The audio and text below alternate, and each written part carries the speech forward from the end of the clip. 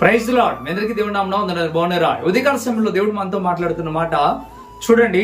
ఇర్మియా గ్రంథం 15వ అధ్యాయం 21వ వచనంలో ఈ రీతిగా రాయబడతా ఉంది, దుష్టుల చేతిలో నుండి నిన్ను విడిపించదను. దేవుడు అంటున్నాడు, దుష్టుల చేతిలో నుండి నిన్ను విడిపిస్తా అంటున్నాడు. దుష్టులు అనగా అర్థం ఏంటంటే చెడ్డ ఆలోచన కలిగిన వారు. దుష్టులు ఆలోచించకున్నాడు ఒక పాపుల మార్గం నిలవక అపహాసులు కూర్చుండగా యెహోవా ధర్మశాస్త్రమునందు ఆనందించువాడు ధన్యుడనే వాక్యం తెలియజేస్తా ఉంది. దుష్టుడు అలాగుండగా గాలి చదరగొట్టి పొట్టువలే ఉంటాడు అనే మాట మనం చూస్తూ ఉంటాం కీర్తనలో మొదటి అధ్యాయంలో. ప్రియమైన బిడ్డలారా, దుష్టుడు అనగా చెడ్డవాడు అని అర్థం, చెడ్డ గుణాలు కలిగిన వాడు అని అర్థం. అలాగే సాతాను అని కూడా అర్థం వస్తుంది. ప్రియమైన బిడ్డలారా, దుష్టుల చేతిలో నుండి మిమ్మల్ని విడిపిస్తానని దేవుడు చెప్తా ఉన్నాడు. విడిపించగలిగిన దేవుడు ఆయన. దుష్టుల చేతిలో నువ్వు ఉండినట్లయితే నువ్వు నాశనానికి వెళ్ళిపోతావు. అపవాది చేతిలో నువ్వు ఉండగలిగినట్లయితే నిన్ను నాశనం చేస్తాడు. ఇదిగో అందుకే దుష్టుల చేతిలో నువ్వు విడిపించబడాలి. దుష్టుల చేతిలో నువ్వు విడిపించబడాలి అంటే తప్పక దేవుని యందు విశ్వాసం ఉంచాలి. ఎప్పుడైతే దేవుని యందు విశ్వాసం ఉంచి ప్రభుకి ప్రార్థన చేస్తావో అప్పుడు దేవుడు నిన్ను విడిపిస్తాడు. ఎప్పుడైతే నువ్వు ప్రభుకి ప్రార్థన చేసేవాడిగా ప్రార్థన చేసేదానిగా ఉంటావో దేవుడు నిన్ను విడిపిస్తాడు గనక అందుకే నువ్వు ప్రార్థన చేయి. దేవుడు తేటగా చెప్తా ఉన్నాడు.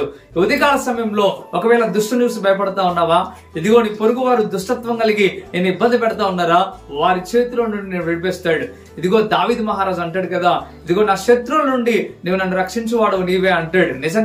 నిజంగా దేవుడు తప్ప మనల్ని ఎవరు రక్షించలేరండి. దేవుడు తప్ప ఎవరు మనల్ని విడిపించలేరు. అందుకే విడిపించగలిగిన వానికి నువ్వు ప్రార్థన చేయాలా, రక్షించగలిగిన వానికి నువ్వు ప్రార్థన చేయాలా, రక్షించగలిగిన వానికి నువ్వు మొరపెట్టగలగాలి. అందుకే ఈ దినమున నీ దుష్టుల చేతిలో నుండి నువ్వు తప్పించబడేలాగా ఎవరైతే నేను ఇబ్బంది పెట్టడానికి సిద్ధపడ్డారో, అపవాదిని ఇబ్బంది పెట్టడానికి సిద్ధపడ్డదా, అయితే నువ్వు ప్రార్థన చేయి. దేవుడు తప్పక నీకు మేలు చేస్తాడు.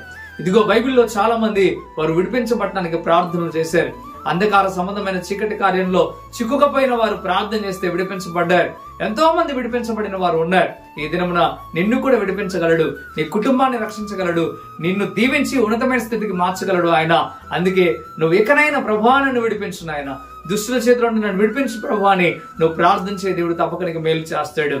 చిన్న ప్రార్థన చేస్తాను మీ కొరకు. కళ్ళు మూసుకున్నాడు, ఈ ప్రార్థనలోకి భావించండి. పరిశుద్ధ వందనాలు ప్రభువా, నిజముగా దుష్టుల చేతిలో మీరు మాత్రమే విడిపించగలరు. ఒక మనుషుడు దుష్టుని జయించలేడు, కానీ మీ సహాయం ఉన్నట్లయితే, మీరే మాలో ఉండినట్లయితే తప్పక దుష్టుని మేము లయపరచగలం. దుష్టుని మా కాలి కింద ఉంచుతాను మీరు చెప్పారు ప్రభువా. అపవాదిని తొక్కివేయమని మీరు చెప్పారు ప్రభు. మీకు వందనాలు అయ్యా. మీకు లెక్కలేని స్తోత్రం ప్రభువా. అయ్యా, నీ యందు విశ్వాసం కలిగి నమ్మకం కలిగి ప్రభు మేము ఉంటుండగా దుష్టుల చేతిలో నుండి నీ బిడ్డలను విడిపించండి అయ్యా, బలపరచండి, స్థిరపరచండి అయ్యా. ఎంతో మంది ప్రభువా సాతాను మమ్మల్ని పీడిస్తూ ఉందన్నా మాకు అర్థం కావట్లేదని చెప్తా ఉన్నారు. ఎంతో మంది ప్రభా మేము శోధనలకు ఎందుకు వెళ్ళిపోతున్నాం మాకు తెలియట్లేదు అంటున్నారు. ప్రభా మీకు లెక్కలేని స్తోత్రం. ప్రతిదీ దుష్టుని కార్యమే అని అర్థమవుతా ఉంది ప్రభా. ఆ దుష్టు నుండి విడుదల కలుగు చేసి మీరే మేలుతో నింపి బలపరిచి స్థిరపరచమని, కాచి కాపాడి ఉన్నతమైన స్థితికి మార్చమని యేసు నామములో మిక్కిలి బతిమలాడి పెట్టుకుంటున్నాం తండ్రి. ఆమేన్, ఆమేన్. ఈ వాక్యం చేత మీరు బలపరచబడినట్లయితే తప్పక వీడియో లైక్ చేయండి, షేర్ చేయండి.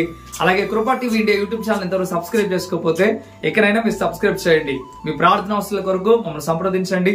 ప్రభు మిమ్మల్ని మీ కుటుంబాలకు తోడే ఉండి నడిపించి దీవించి ఆశీర్వదించును గాక. Amen. Praise lord. God bless you.